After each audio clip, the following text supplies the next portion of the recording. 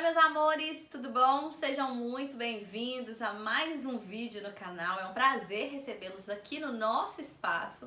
Eu sou Gisele Costa e hoje a gente vai bater um papo legal, muito importante, muito interessante sobre um assunto que nós temos que abordar ele não só aqui, mas inclusive dentro de sala de aula, com crianças, com adolescentes principalmente, para que a gente possa cuidar cada vez mais da saúde. Hoje a gente vai falar sobre infecções sexualmente transmissíveis. E hoje a gente vai falar sobre as infecções bacterianas, provocadas por bactérias, como elas são e como a gente vai prevenir elas. Você sabia que boa parte da população não faz nem ideia de que pode estar se contaminando e transmitindo infecções bacterianas seríssimas por via sexual? Sabia ainda mais que a maior parte das pessoas não usa método contraceptivo, mais do que isso, de barreira, a prevenção correta, o uso do preservativo masculino e feminino, por medo, por não querer, por puramente às vezes irresponsabilidade, e que isso vai gerar um transtorno imenso para a saúde do indivíduo? Então, uma das infecções muito comuns, inclusive comuns em adolescentes, é a infecção que a gente conhece como gonorreia e clamídia.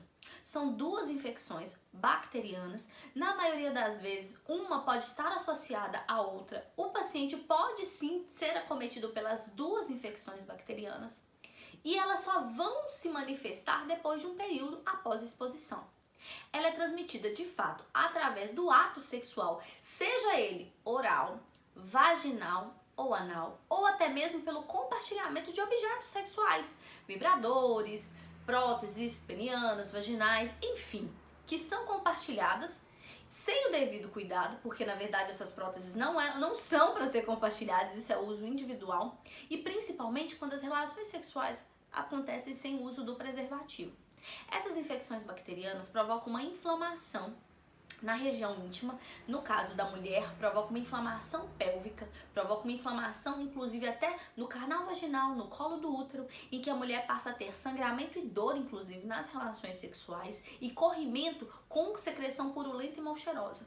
Já no homem, provoca dor no momento da ereção e também uma secreção purulenta no primeiro jato do dia. Por exemplo, na hora que o homem vai fazer o primeiro xixi, antes do jato sair, ele sempre expele uma gota de pus, secreção purulenta mesmo, do canal da uretra e que vai sinalizar aí, caracterizado por muita dor e desconforto e que sinaliza aí essa infecção por clamídia ou por gonorreia. Fácil de tratar, sim, muito fácil de tratar. Requer uma atenção especial porque muitos pacientes não se atentam a isso enquanto os sintomas já não estão mais insuportáveis. No caso do homem, ela vai se alastrando, ou seja, ela ganha uma força muito maior e pode acometer inclusive os órgãos internos dele, órgãos sexuais internos dele, e requer de fato uma atenção muito importante.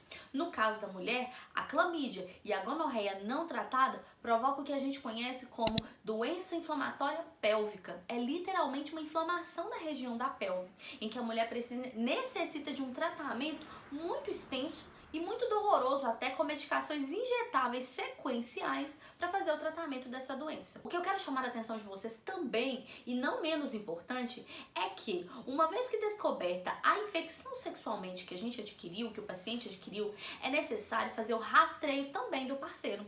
O parceiro também deve ser assistenciado, deve ser atendido e, se precisar, tratado junto com a pessoa que descobriu a infecção. Porque uma vez que você trata apenas um indivíduo, você ainda tem a chance dele se reinfectar porque seu parceiro não foi tratado. E o mais fantástico de tudo é que todas as infecções sexualmente transmissíveis que eu vou trazer para vocês são passíveis de tratamento, acompanhamento, rastreio, tudo pelo SUS. Sabia? Hoje, toda unidade básica de saúde é equipada com testes rápidos para ISTs.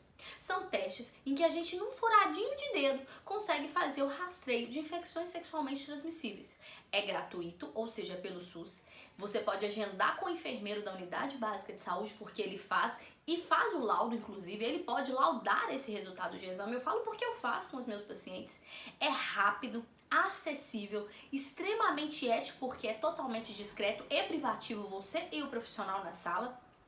Temos uma ficha de pré-aconselhamento do qual nós vamos abordar, né, as questões de parceiros, de multiplicidade, parceiros, início da atividade sexual, o estado civil, a orientação sexual também, ou seja, não estabelece nenhum tipo de barreira, apenas com a finalidade para proteger a sua saúde, a saúde sua, do parceiro, enfim, da população. E por isso, eu gostaria de pedir que ninguém se privasse e que, se tiver interesse, faça o quanto antes.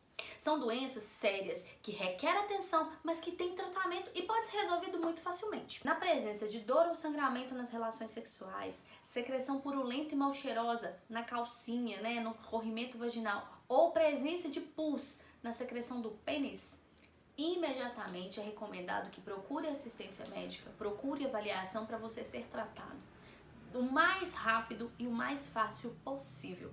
Você assegura a sua saúde do parceiro. Outra doença muito importante que eu quero trazer para vocês é o cancro mole, também provocado por uma bactéria, caracterizado por muita dor, alguns casos febre, mal-estar, mas principalmente lesões bolhosas e com secreção purulenta na região do pênis, da vagina, na região dos grandes lábios, na região até da bolsa escrotal, do testículo do homem. É também adquirida através do contato sexual desprotegido, provoca muita dor, são feridas, literalmente feridas que se alastram em volta da região íntima e que demandam um tratamento, demandam um acompanhamento muito importante, pois é porta aberta para outras infecções e muitas complicações. É importantíssimo que todos saibam que a região íntima tem uma anatomia, uma estrutura e uma coloração normal. E tudo aquilo que foge do que já é normal, independentemente da questão de tamanho ou estrutura estética, eu falo em termos gerais, daquilo que é normal, a coloração, a pele íntegra e tudo aquilo que foge desse padrão normal merece e requer muita atenção.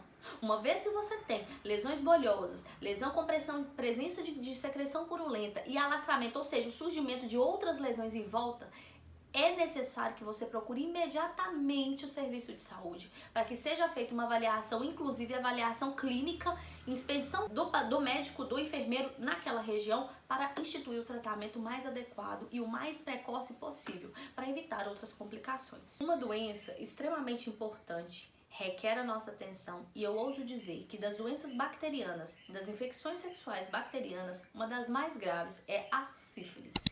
Sífilis é uma doença, assim como as demais, desenvolvida e adquirida através do ato sexual desprotegido, provocada pela bactéria Treponema pálido, ainda de maior gravidade, pois gestantes podem transmitir sífilis para o bebê através da circulação transplacentária, ou seja, é gravíssimo. A sífilis, ela começa a se manifestar pouco tempo após o ato sexual desprotegido. Geralmente começa a surgir ínguas na região da virilha, ou seja, aqueles carocinhos dolorosos na região da virilha. Posteriormente pode surgir pequenas lesões na palma das mãos, na palma dos pés. Pode surgir lesões na mucosa oral, ou seja, na parte interna da boca, e também lesão na região íntima, na mucosa vaginal. O mais importante é que, a partir do momento que detectar dessas lesões, jamais ignorar para poder fazer o tratamento correto. O tratamento da sífilis, ele é um tratamento que a gente chama de tratamento observado.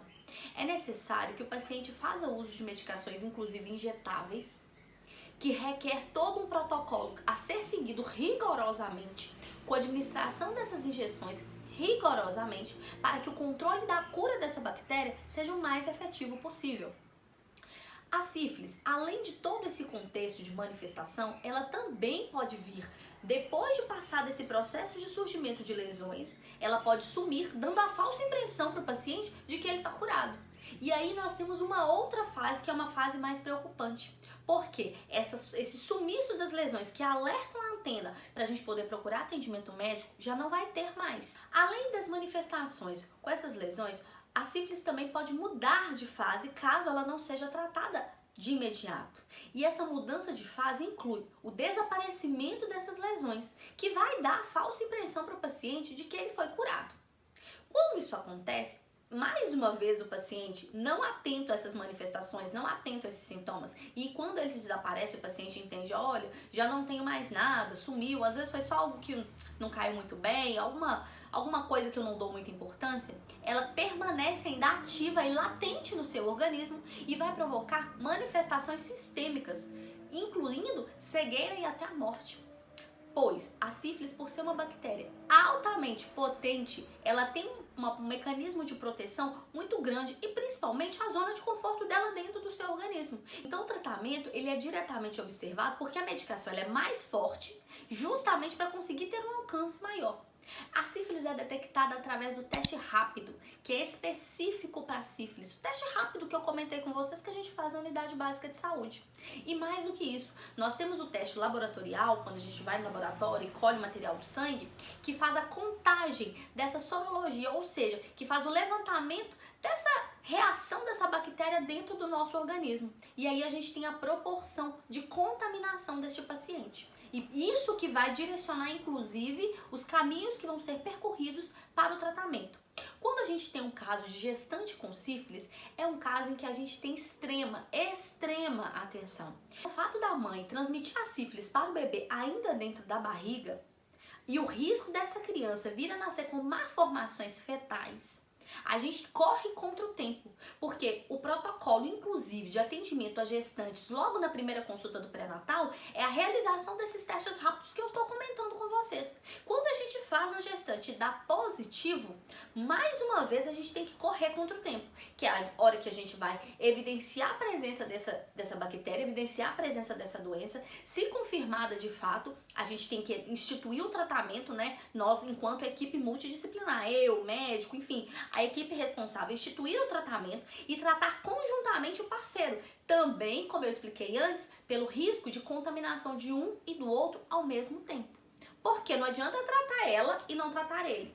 Por isso, pessoal, quando a gente aborda com vocês, pacientes, vamos fazer o teste, oferece e incentiva a fazer, não é nem portanto na tentativa de tentar deixar constrangido, é fazer esse rastreio o mais precoce possível para que a gente possa intervir de fato o mais precoce possível.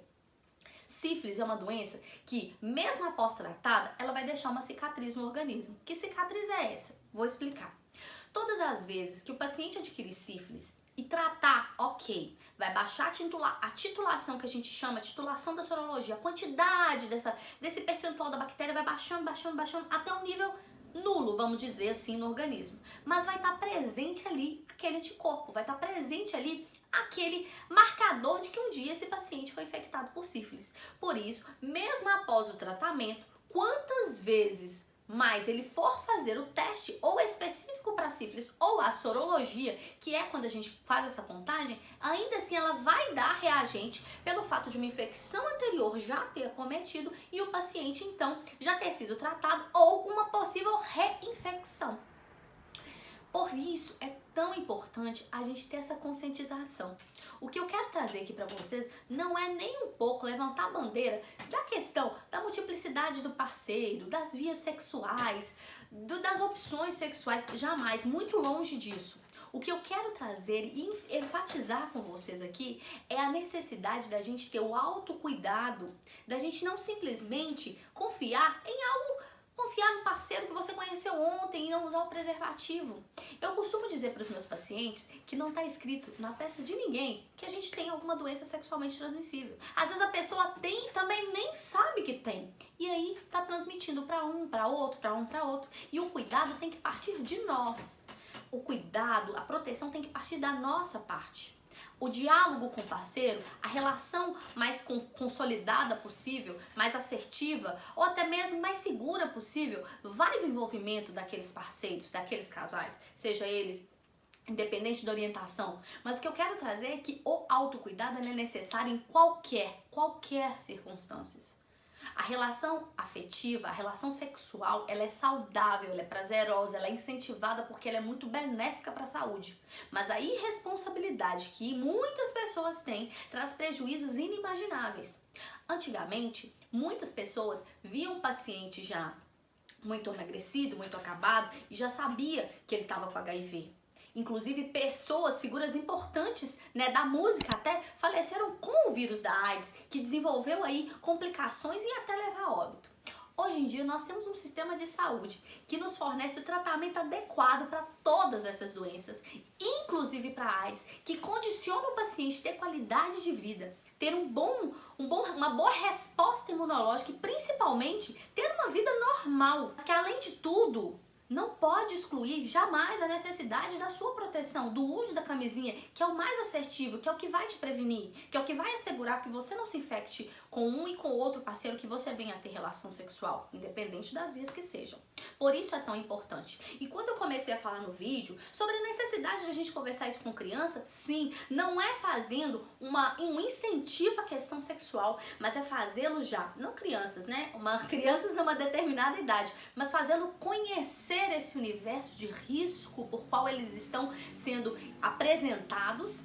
E eu acredito muito no poder da informação, no poder da educação, da orientação, porque uma vez você consciente da sua responsabilidade, consciente do seu dever, consciente dos riscos com qual você está se expondo, você consegue desenvolver métodos de proteção que são muito efetivos, que evitam complicações e principalmente tratamentos que infelizmente são bem dolorosos. Risco para você, risco para o outro, risco para uma gestação e assim por diante.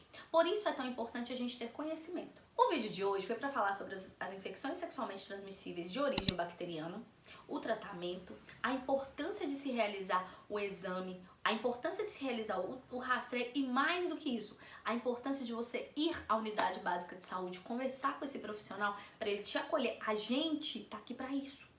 Eu, a minha equipe e todos os profissionais de saúde que trabalham conosco, que estão aí na ativa, que estão na ponta, que estão prestando assistência, estamos aqui para isso. E não se sinta envergonhado, não se sinta constrangido, porque nós fazemos o nosso papel. E quantas vezes você quiser e puder fazer, você pode e vai e deve fazer. Uma vez que a gente cuida da nossa saúde, a gente está cuidando também da saúde de outras pessoas. Não deixe para depois, não hesite em fazer. Percebeu alguma alteração que eu comentei? Corra e faça o exame. Corra e faça o tratamento.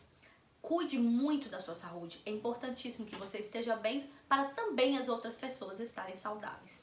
Espero que vocês tenham gostado. Eu volto no próximo vídeo com outras infecções sexualmente transmissíveis que vocês vão adorar conhecer e que tem outros métodos e outras abordagens também. Um grande beijo. Não deixe de se inscrever no canal. Não deixe de me seguir nas redes sociais. Ative o sininho para receber as notificações de novos vídeos e eu aguardo vocês no nosso próximo bate-papo. Grande beijo!